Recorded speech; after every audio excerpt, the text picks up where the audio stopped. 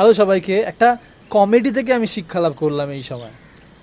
আমার মেয়েকে আমি কিছুদিন আগে ড্রেস পরাচ্ছিলাম, আর ও এদিক ওদিক দৌড়াচ্ছে, লাফাচ্ছে, থাকবে না, কিছুতে ড্রেস পরবে না।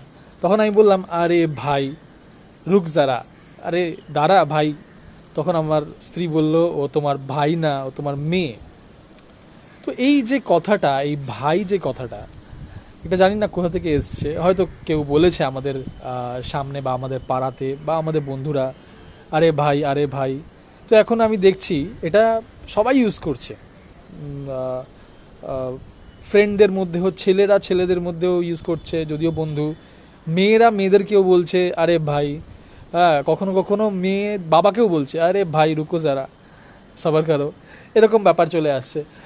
আমি একটা অনুরোধ করতে চাই সবাইকে, যেরকমভাবে আমাকে কারেক্ট করা হয়েছে বা আমি কারেক্ট করেছি এটাতেও, সেরকমভাবে আমরা কি আমাদের আহ, ভাই ভালো, দাদু ভাই দিদি ভাই বলি আমরা, কিন্তু সেটা কি এই ভাই ভাই ব্যাপারটা?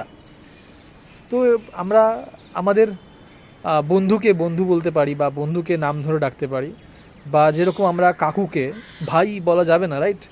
কি মনে হয় আপনার? কমেন্টে জানাবেন।